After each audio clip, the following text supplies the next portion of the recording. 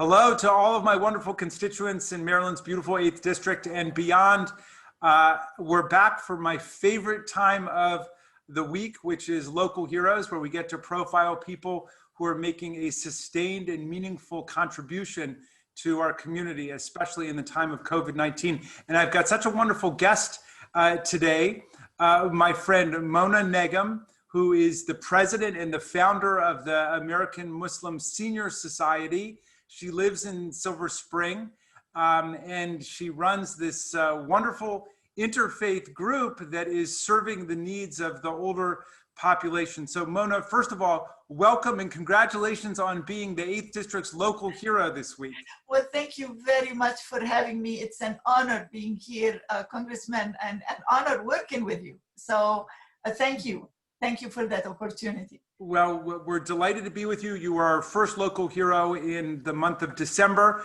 And look, you have a very broad jurisdiction because you're working with seniors, not just in Silver Spring and Aspen Hill and White Oak, sort of where you live, but through Rockville, Gaithersburg, the rest of Montgomery County. How do you manage to deal with such a huge population over such a great expanse of space?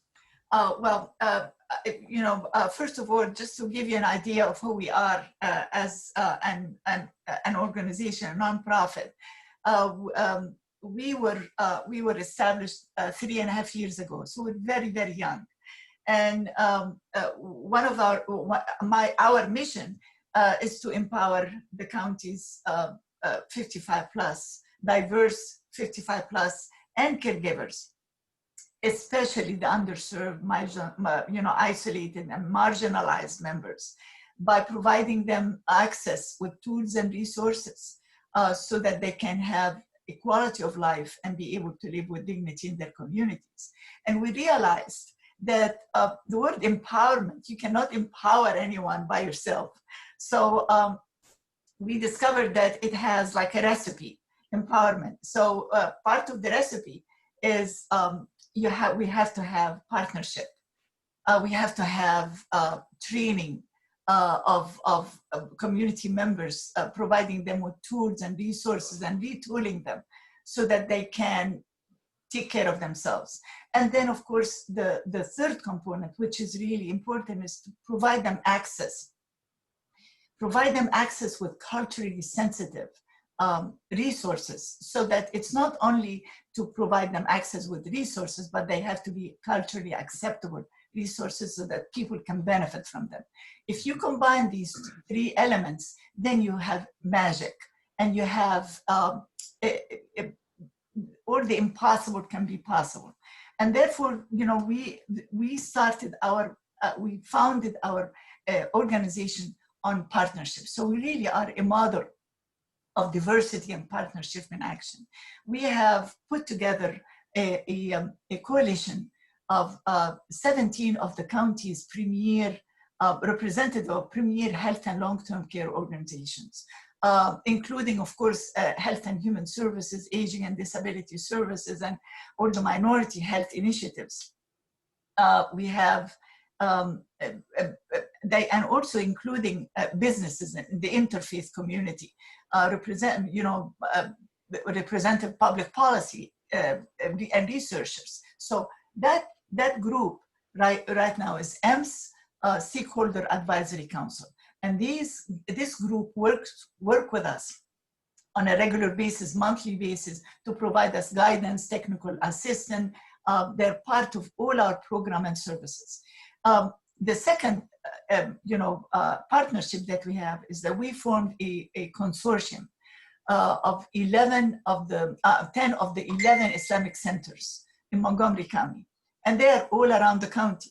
And that consortium of Islamic centers who are working together with us are incredibly effective at identifying for us the areas of the county where you have those who are the underserved, the isolated, those most in need, and they are part of communities of color that have been ignored and neglected. So we brought them into the fold as well. Well, and you're dealing with a population that normally is very vulnerable and isolated, but in the time of COVID-19, it's just much worse. It's worse. So we have, all of a sudden now, we have a tremendous surge. Let me tell you. And then we have, in order for us to identify the need of those diverse members of the community, we held community dialogues around the county. And we included all our partners into the fold, but we wanted to partner with the community members and our potential clients so that we can develop the kind of programs and services that fit their needs, that are acceptable to them, so not that we don't go and dictate to the community what we're going to do for them, but they tell us what kind of services they need. So based on that, then we developed together as a group two very successful programs. One of them is called the Halal Meals on Wheels, and it's a comprehensive social outreach and support program. And it combines, we have trained together with our partners, 67 health and long-term care outreach ambassadors.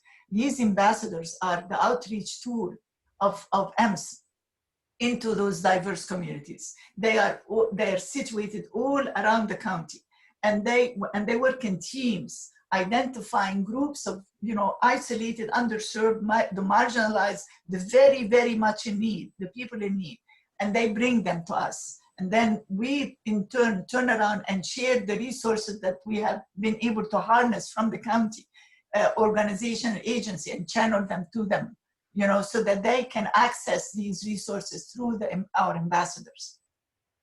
When we, so the Halal Meals on Wheels, what we do is we started, to just give you an idea of how the incredible need that has surged after COVID-19. We were serving through the Halal Meals on Wheels, we were serving 45 families. In May, it jumped to 75. By August, that we had 175 families. Now we have 150 applicants waiting for the program. Wow. To be made available to them. So you can imagine the need for food security. The food insecurity is so high.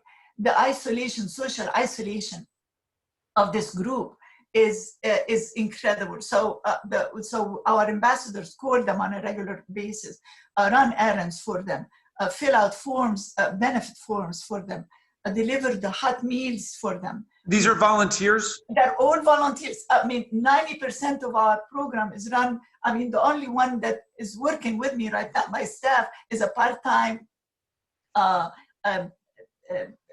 assistant who is my right arm, but everybody else is a volunteer. So all of them out there in the community, picking up food, delivering food, running errands, making phone calls, developing assessment. So they are out there working on behalf of EMS to reach out to the isolated. We have one program that we have that's very successful, and it is called the CNEM's Certified Nurses Assistant Scholarship and Employment Program. So we have graduated, we have selected young, financially challenged young folks, young men and women, and have given them training opportunities as certified nurses assistant. But these are multicultural, multilingual, and they go into to fill in gaps for home health care, especially in areas where you have language and cultural issues, so that they respond to the need of the diverse community. So we have graduated up to now, from last year until now, 37 certified nurses assistant that we have scholarships to. Wow. Well, Mona, forgive me, I've got to go vote. They just rang the bells here. But give us a closing thought about what you think everybody in the community can do to help overcome the isolation and the loneliness that so many of our people are feeling, especially our seniors.